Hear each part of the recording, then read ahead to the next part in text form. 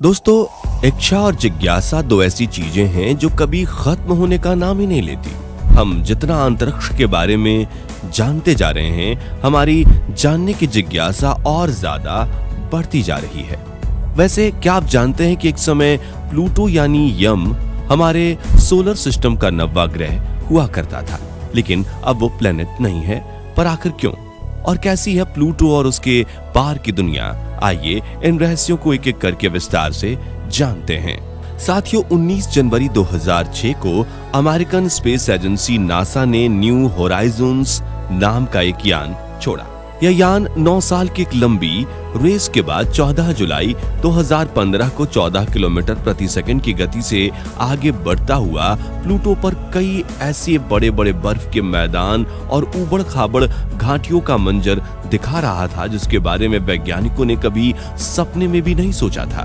दोस्तों, प्लूटो पृथ्वी से करीब 5 अरब किलोमीटर की दूरी पर स्थित है। ये दूरी इतनी ज्यादा है कि काफी समय तक हमें प्लूटो और उसके पार की दुनिया के बारे में ठीक ठीक कुछ पता नहीं था।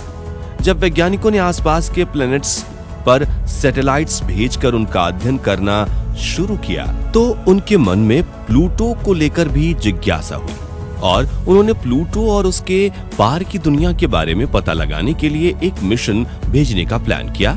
लेकिन किसी भी सैटेलाइट्स के लिए यह मिशन इतना आसान नहीं होने वाला था, क्योंकि प्लूटो तक पहुंचने के लिए पृथ्वी और प्लूटो के बीच आने वाले सभी प्लैनेट्स और एस्ट्रॉइड्स का सामना सैटेलाइट्स को करना पड़ता।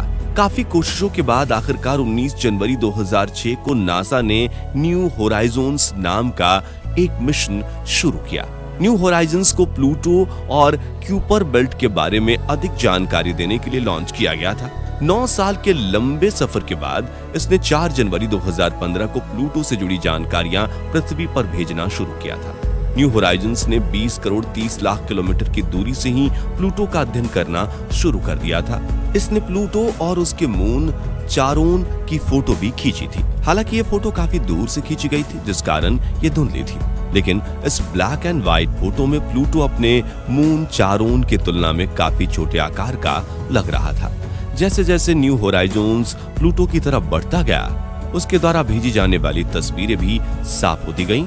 इसके बाद की खींची तस्वीरों में प्लूटो और उसके 2 मून निक्स और हाइड्रा भी दिखाई दे रहे थे। मई 2015 में जब यह यान प्लूटो से लगभग 5 करोड़ 50 लाख किलोमीटर दूर था, तो इसने प्लूटो की कुछ ऐसी तस्वीरें खींची थी जिसमें प्लूटो अपने अक्ष पर घूमता हुआ दिखाई दे रहा था। जब अंतरिक्ष यान ने 20 करोड़ 10 लाख किलोमीटर की दूरी तय कर ली, तब वैज्ञानिकों के लिए एक नई मुसीबत आ गई। दरअसल 11 मई 2015 से न्यू होराइजन्स ने कुछ ऐसे पिंडों की खोज की जिन्हें अभी तक देखा नहीं गया था और न ही इनके बारे में वैज्ञानिकों को कोई आइडिया था। इन पिंडों की यान से टकराने की आशंका वैज्ञानिकों के लिए चिंता का मुख्य विषय बन गई थी। जून 2015 में 1 करोड़ 80 लाख किलोमीटर दूरी से ली गई प्लूटो की इस तस्वीर में प्लूटो का वो हिस्सा दिखाई दिया जहां से न्यू होराइजन्स गुजरने वाला था। 4 जुलाई 2015 को न्यू होराइजन्स के सॉफ्टवेयर में कुछ खराबी आ गई, जिस कारण ये सेफ मोड में चला गया। सेफ मोड एक ऐसी स्टेज होती है जिसमें यान के सभी वैज्ञानिक परीक्षण बंद कर दिए जाते हैं, लेकिन खुशकिस्मती से जल्दी ही वैज्ञानिकों ने इसे ठीक कर लिया और 7 जुलाई 2015 को इसने फिर से वैज्ञानिक परीक्षण शुरू कर दिए। इसके बाद जैसे जैसे यान प्लूटो के पास जाता गया, हमें नई नई चौंका देने वाली तस्वीरें मिलने लगी और 14 जुलाई 2015 को आखिर वो पल आ गया जिसका हमें पिछले 9 सालों से इंतजार था। असल में इसी दिन न्यू होराइजन्स प्लूटो के सबसे पास से गुजरा। इस समय उसकी प्लूटो से दूरी महज 12,500 किलोमीटर थी। साथियों, इस समय यान 14 किलोमीटर प्रति सेकंड की गति से आगे बढ़ रहा था और तब न्यू होराइजन्स ने प्लूटो की जो तस्वीर ली, उसने वैज्ञानिकों का प्लूटो के प्रति पूरे दृष्टिकोण को ही बदल कर रख दिया। इन तस्वीरों में बड़े बड़े बर्फ के मैदान और उबड़ खाबड़ घाटियां भी नजर आईं। ये प्लूटो की वो दुनिया थी जो हम पहले बार देख रहे थे।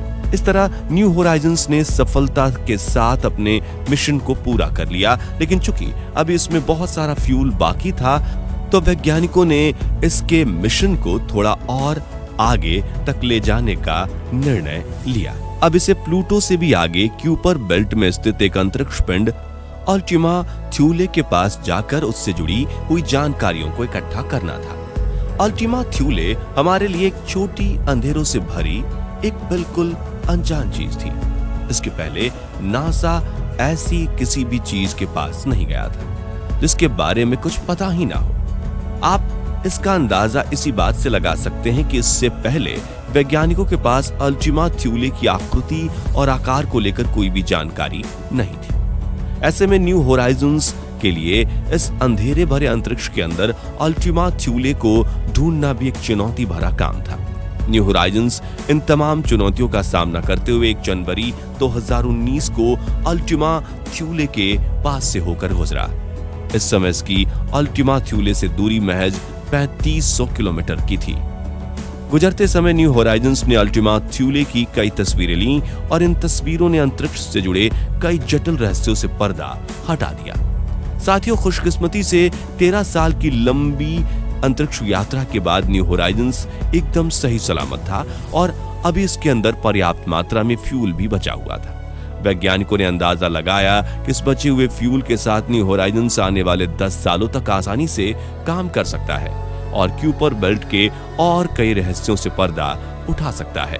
वर्तमान समय में न्यू होराइजन्स पृथ्वी से लगभग 43 एस्ट्रोनॉमिकल यूनिट की दूरी पर अपनी यात्रा कर रहा है। गौर करने वाली बात यह है कि पृथ्वी से सूर्य तक की दूरी को एक एस्ट्रोनॉमिकल यूनिट कहते हैं। यानी इस समय न्यू होराइजन्स की पृथ्वी से दूरी पृथ्वी से सूर्य तक की दूरी का 43 गुना है। इस समय से ये यान जिस रफ्तार से आगे बढ़ रहा है, अगर ये इसी रफ्तार से आगे बढ़ता रहे तो आने वाले 20 सालों यानी करीब 2043 तक ये हमारे सोलर सिस्टम को पार कर जाएगा और इंटरस्टेलर स्पेस में पहुंच जाएगा। हालांकि ऐसा नहीं है कि ये पहला ऐसा अंतरिक्ष यान है जो इंटरस्टेलर स्पेस में पहुंचने वाला है। इसके पहले भी 2 अंतरिक्ष यान वॉयेजर 1 और वॉयेजर 2 हमारे सोलर सिस्टम को पार करके इंटरस्टेलर स्पेस में जा चुके हैं, जो वैज्ञानिकों के लिए बहुत बड़ी उपलब्धि है। इंटरस्टेलर स्पेस अंतरिक्ष की वो जगह है जहां जाकर हमारे सूर्य का गुरुत्वाकर्षण ही खत्म हो जाता है। दोस्तों, न्यू होराइजन्स मिशन के अंदर वॉयेजर मिशन की तुलना में काफी उन्नत किस्म की तकनीक और उपकरणों का प्रयोग किया गया है। ऐसे में अगर न्यू होराइजन्स हमारे सोलर सिस्टम को पार करने में कामयाब हो जाता है तो ये यान इंटरस्टेलर स्पेस से जुड़े कई ऐसे सवालों के जवाब दे सकता है जो हमें वॉयेजर मिशन से नहीं मिल पाए थे। आपको बता दूं कि प्लूटो की खोज 1930 में हुई थी और यह इंसानों द्वारा क्यूपर बेल्ट में खोजी गई पहली वस्तु थी।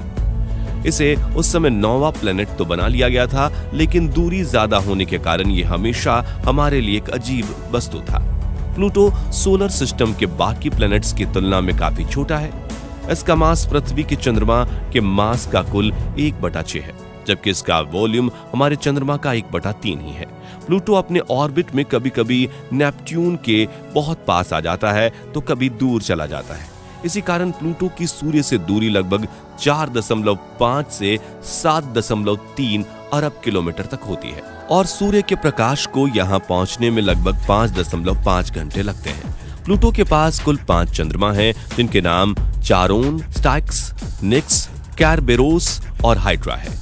चारोन को 1978 में खोजा गया था, वहीं जबकि निक्स और हाइड्रा की खोज 15 मई 2005 में हब्बल टेलीस्कोप ने की थी।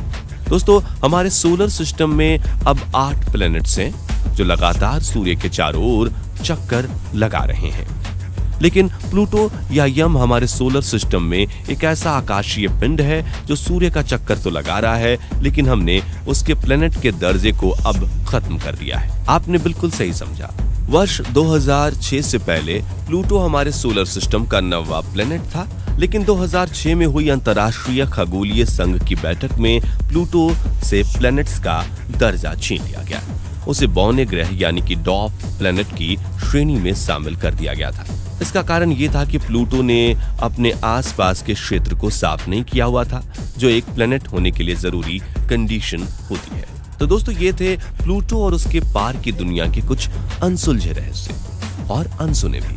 आपको क्या लगता है, new Horizons mission Interstellar space में पहुंच पाएगा या नहीं? हमें कमेंट करके जरूर बताएं। और अगर आप भी चाहते हैं कि इंटरस्टेलर स्पेस के रहस्यों से पर्दा उठना चाहिए तो वीडियो को लाइक और चैनल को सब्सक्राइब करें। अब मिलते हैं एक नई वीडियो में, तब तक के लिए गुड बाय।